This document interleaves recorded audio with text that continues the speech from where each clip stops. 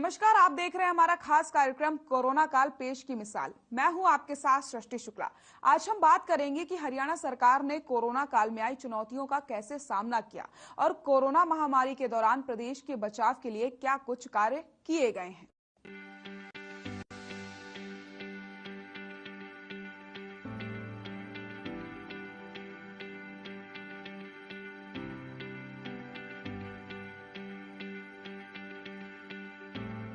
CM Manohar Lal ने पेश की मिसाल।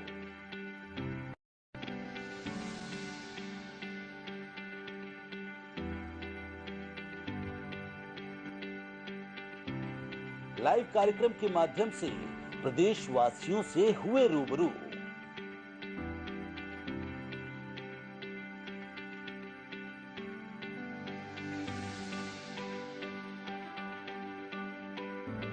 मुख्यमंत्री ने कोरोना संक्रमण के बढ़ते मामलों के प्रति जाहिर की चिंता।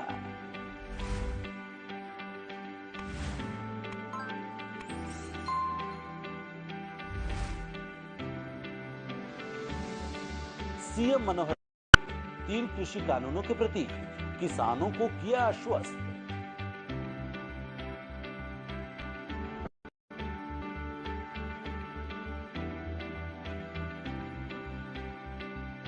सीएम ने कोरोना काल में की अपील, कर्मचारी न करें धरना प्रदर्शन। हरियाणा के मुख्यमंत्री मनोहर लाल ने कोरोना महामारी के दौरान हरियाणा प्रदेश के विकास के लिए कई अनूठे फैसले लिए और कोरोना संक्रमण जैसी घातक महामारी पर लाइव कार्यक्रम के माध्यम से प्रदेशवासियों से रूबरू होकर कोरोना संक्रमण के मामलों के प्रति चिंता जाहिर की। साथ ही साथ इस संकट की घड़ी में कार्यक्रम के जरिए प्रदेशवासियों के साथ किसानों और कर्मचारियों से बात करके उन्हें सांत्वना दी।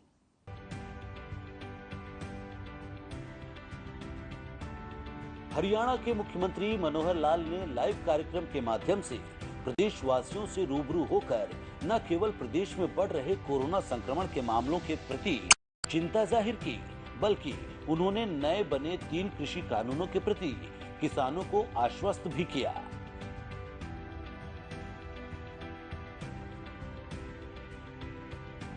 साथ ही उन्होंने प्रदेश की बेहतरी के लिए कर्मचारियों से भी इस संकट की घड़ी में किसी तरह की हड़ताल या धरना प्रदर्शन न करने की अपील की।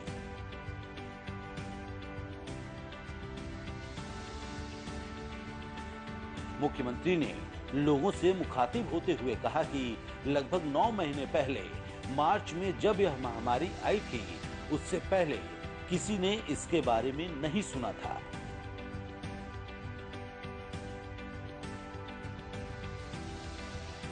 हमें इससे छुटकारा पाने के रास्तों का भी पता नहीं था और लोगों में भय का माहौल बना हुआ था। इसे ध्यान में रखते हुए प्रधानमंत्री नरेंद्र मोदी के नेतृत्व वाली केंद्र सरकार की ओर से लॉकडाउन 1, 2 और 3 लगाए गए।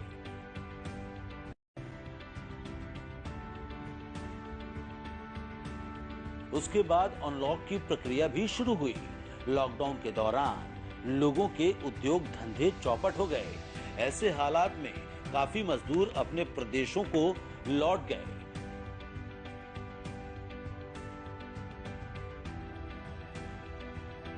इन परिस्थितियों में सरकार ने गरीब मजदूर का सहयोग किया और उन्हें 1200 करोड़ रुपए की सहायता राशि दी गई।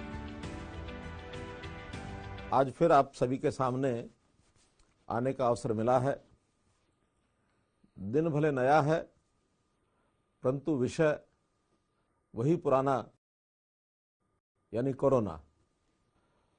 हम देख रहे हैं कि इस कोरोना की जो महामारी है, आज से 9 महीने पहले मार्च में यह देश और प्रदेश थी।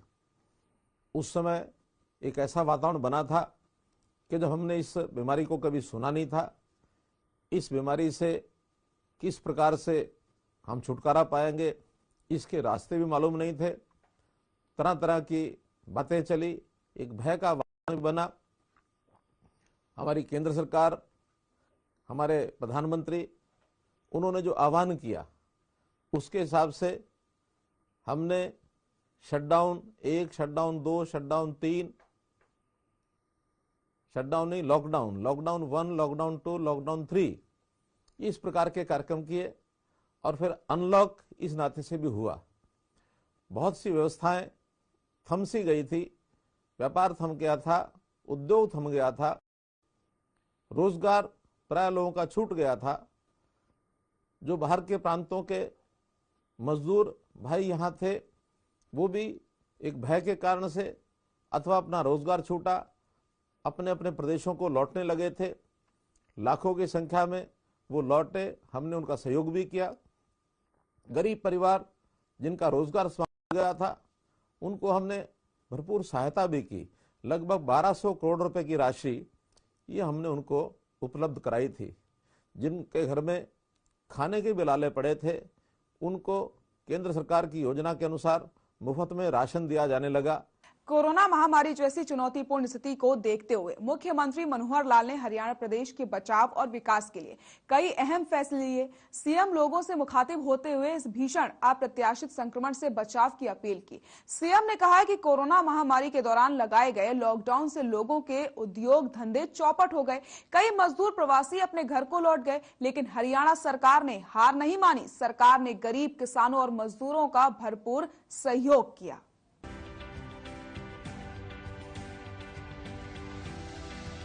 सीएम मनोहर लाल ने कहा कि अब कोरोना तीसरे चरण में पहुंच चुका है और प्रदेश में हर रोज लगभग हजारों लोग संक्रमित हो रहे हैं।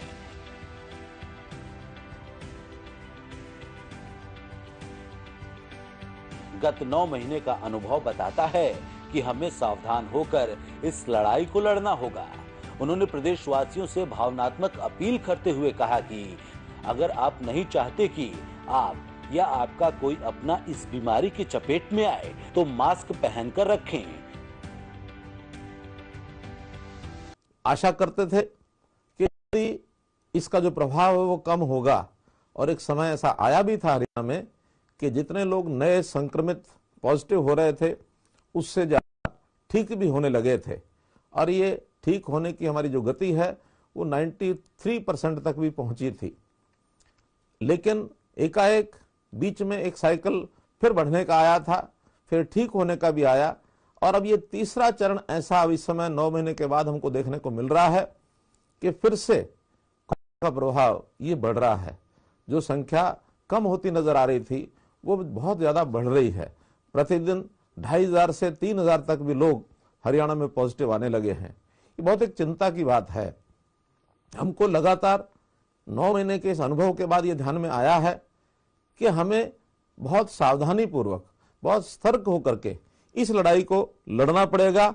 और इस लड़ाई को लड़ने के लिए हमें हर वो सावधानी जो हमको बताई जाती है उसको हमको करना होगा। किसी प्रकार की जो लापरवाही है वो हमको करनी नहीं है। यदि हम कोई भी लापरवाही करेंगे तो उसके दुष्परिणाम होंगे। हम कोई भी चाहते नहीं कि हम इसको भोगना पड़े। क्या आप चाहेंगे कि हमको टेस्ट में जा करके और टेस्ट कराने के बाद पॉजिटिव आ जाए?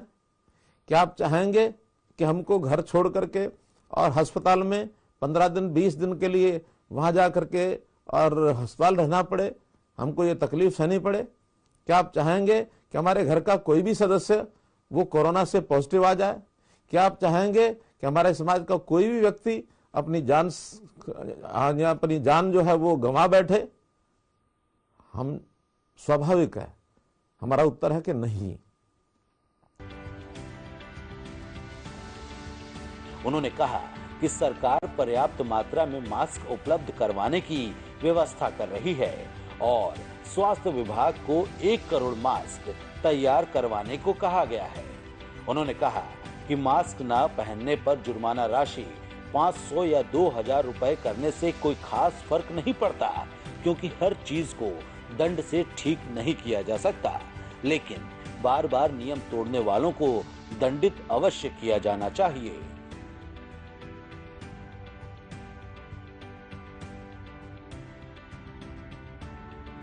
तो ये घर घर के अंदर पहुंच चुका है।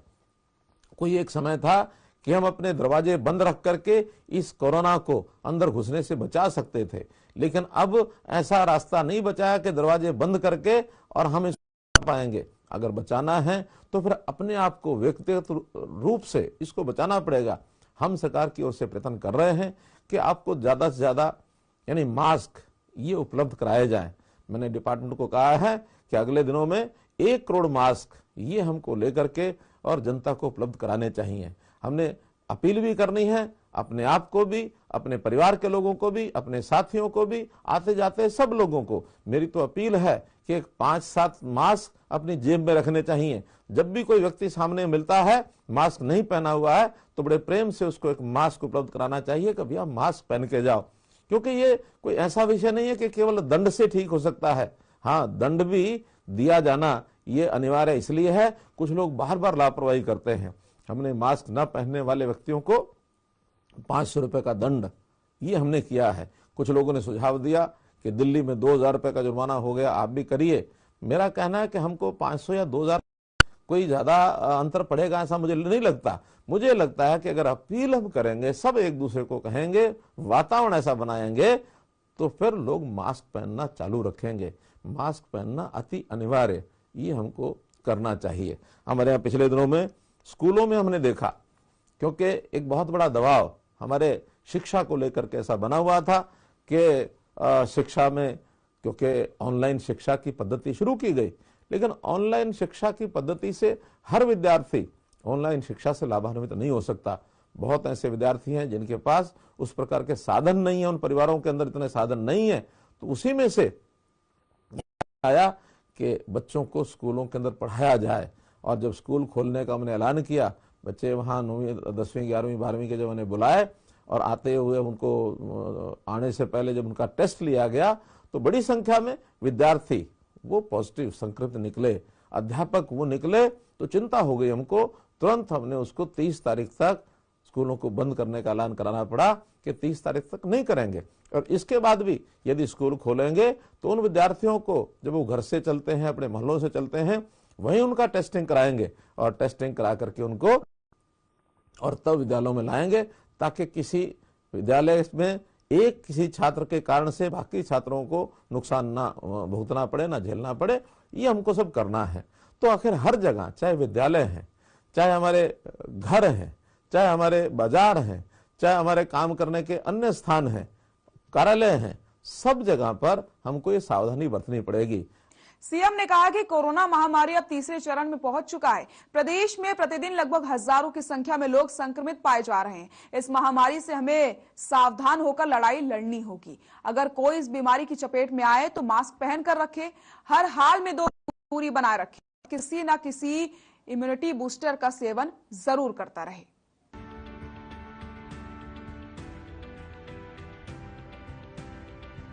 मुख्यमंत्री ने कहा कि हरियाणा में सरकार की ओर से पर्याप्त सुविधाएं उपलब्ध हैं और मृत्यु दर देशों के मुकाबले कम है।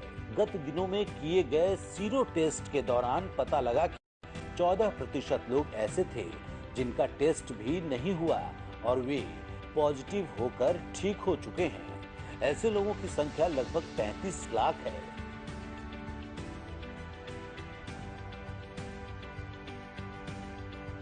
उन्होंने कहा कि प्रदेश के सरकारी अस्पतालों में कोविड-19 की टेस्टिंग के लिए 28 लैब बनाई गई है और बढ़ते मामलों के दृष्टिगत 46,000 बेड की व्यवस्था की गई है।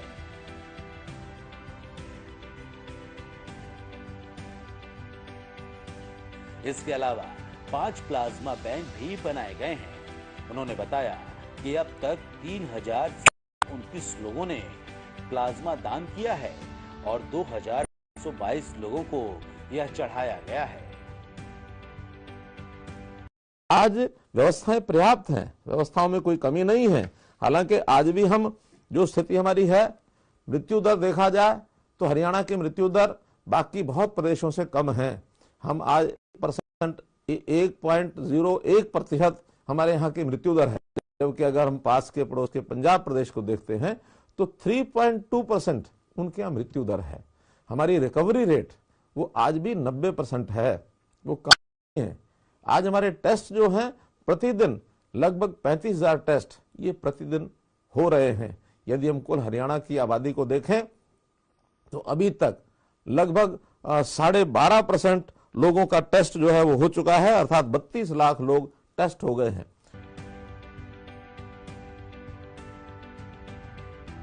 मुख्यमंत्री मनोहर लाल ने इस मौके पर किसानों से अपील करते हुए कहा कि कुछ राजनीतिक दलों द्वारा 3 कृषि कानूनों के बारे में किसानों को बरगलाया जा रहा है।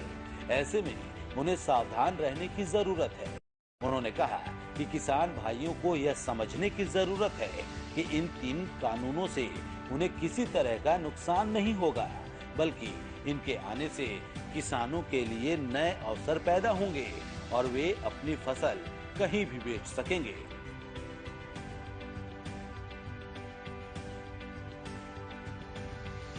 इनके आने से न तो मंडियां खत्म होंगी और न ही एमएसपी। इस समय भी धान, बाजरा, मूंग, मूंगफली और कपास जैसी फसलों की खरीद न्यूनतम समर्थन मूल्य पर की जा रही है।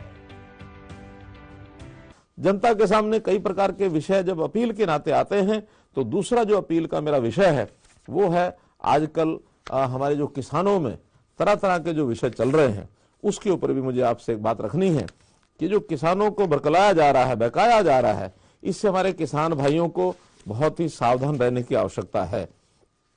अभी जैसे केंद्र सरकार ने किसान की आय डबल कैसे हो, इसके लिए बहुत से प्रावधान किए हैं।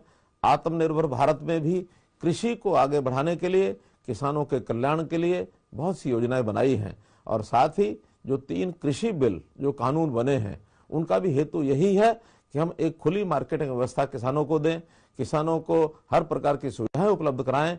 लेकिन हमारे विपक्षी लोगों ने, कुछ किसान संगठनों ने इस तरह का भ्रम फैलाया है कि इसके 3 बिलों के आने के बाद हमारी मंडियां वो समाप्त हो जाएंगी, हमारा एमएसपी वो समाप्त हो जाएगा। मैं आपको विश्वास दिलाता हूं, क्योंकि अभी हरियाणा में हमने पिछले 1.5 महीने से जो प्रोक्योरमेंट किया है, चाहे वो धान का किया है, चाहे वो बाजरे का किया है, चाहे मूंग का किया है, मूंगफली का किया है, और ये जो सारा कपास की हमारी प्रोक्योरमेंट चली है, तो ऐसी सारी जो प्रोक्योरमेंट हो रही है वो सब मंडियों के माध्यम से हो रही है, सभी एमएसपी के ऊपर हो रही है।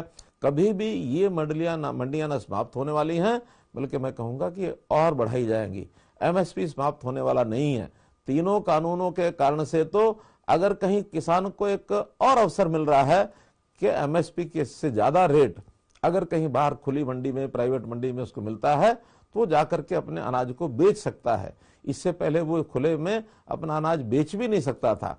तो हम लोगों ने अपने यहाँ हरियाणा में केंद्र सरकार की योजना से तो धान इस बार प्रोक्योर किया है, आगे रबी में गेहूं प्रोक्योर करेंगे। लेकिन इसके अलावा भी जो ऐसी चीजें केंद्र न भी करे, हम उसको प्रोक्योरमेंट कर रहे हैं, चाहे वो बाजरा है, मक्का है, मूंगफली है, सूरजमुखी है, और इसके अलावा सरसों है।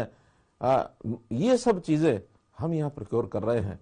कोरोना महामारी के प्रकोप से मौत के आंकड़े आसमान छूते जा रहे हैं। महामारी से उत्पन्न परिस्थिति को देखते हुए उस पर गहनता से सोच विचार करते हुए मुख्यमंत्री ने कोरोना काल में बिगड़ती स्थिति को देखकर पूरे राज्य का ब्यौरा लिया, लोगों से बात की और कहा कि हरियाणा में सरकार की ओर से पर्याप्त सुविधाएं उपलब्ध हैं। हरियाणा राज्य में रिकवरी दर अन्य प्रदेशों के मुकाबले काफी अच्छा है। प्रदेश में रोजाना 35,000 टेस्ट किए जा रहे हैं।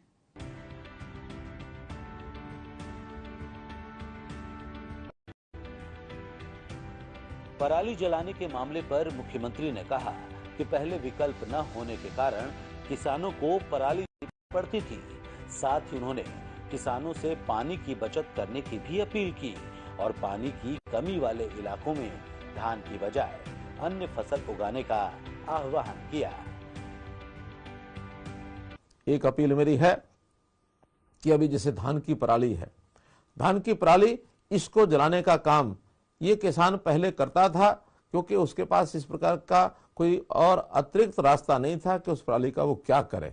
लेकिन आज पराली का उपयोग होने लग गया है। पराली जो है गत्ते की फैक्ट्री में, अन्य बहुत से व्यवसायों में वो खरीदी जाने लगी है, ईंधन के रूप में उसका काम आता है। बासमती की पराली है वो चारे के लिए भी काम आती है। तो इसलिए इस पराली को जलाने के बजाय उसको बेलर से इकट्ठे करके उसकी बिक्री करना, लगभग 1500 रुपया पर मीट्रिक टन ये पराली आज भी बहुत आराम से बिक रही है। तो इसलिए ये जो पराली बिकने का काम है, इसको अगर 1500 मीट्रिक टन है और 1 एकड़ में यदि 2 मीट्रिक टन भी पराली होती है तो 3000 रुपए की अतिरिक्त आय ये हमको हो सकती है। इसलिए सरकार ने इसमें बहुत से साधन भी उपलब्ध कराए हैं और हम सरकार की ओर से उसमें अनुदान भी दे रहे हैं। तो मेरा निवेदन यह है, पराली जलाने से जो प्रदूषण होगा, उस प्रदूषण से जो हवा में जिस प्रकार का प्रदूषण के पार्टिकल्स फैलते हैं, तो श्वास द्वारा हमारे शरीर में जाते हैं, श्वास लेना दूभर होता है। इधर से कोरोना फेफड़ों पर असर करता है, उधर से प्रदूषण ये फेफड़ों पर असर करता है, तो हमारा जो जीवन है तो इसलिए हमारे लिए जीवन जीना ये आवश्यक है। थोड़ी छोटी मोटी कठिनाइयां झेलना ये हमारे लिए हम सहन कर सकते हैं, उससे हमको बचकर रहना चाहिए। इसलिए पराली को जलाने का काम ये हम न करें, ये भी एक अपील मैं आपको करना चाहता हूं। तो आपने देखा कि हरियाणा के मुख्यमंत्री मनोहर लाल ने प्रदेश में कोरोना संक्रमण से बचाव के कई अहम नियम बनाए। प्रदेश में कोरोना महामारी के दौरान स्वास्थ्य क्षेत्र में सुलभ उपचार न होने से लोगों ने अपने परिवारों को खोया, जिसका ब्यौरा लेकर मनोहर सरकार ने स्वास्थ्य क्षेत्र में बदलाव के कई अहम फैसले लिए। अस्पतालों का निर्माण करवाया, प्रदेशवासियों से महामारी के खिलाफ सावधानी की अपील की, साथ ही साथ किसानों से भी अपील की कि तीनों कृषि कानून बिल को लेकर धरना प्रदर्शन करना औचित नहीं है। साथ ही प्रदेशवासियों को सांत्वना देते हुए उम्मीद जताई कि बहुत जल्द ही प्रदेश के हालात सामान्य हो जाएंगे और फिर से हरियाणा विकास के रास्ते पर पूरे वेग से आगे बढ़ेगा। फिलहाल आज के इस खास कार्यक्रम में बस इतना ही। नमस्कार।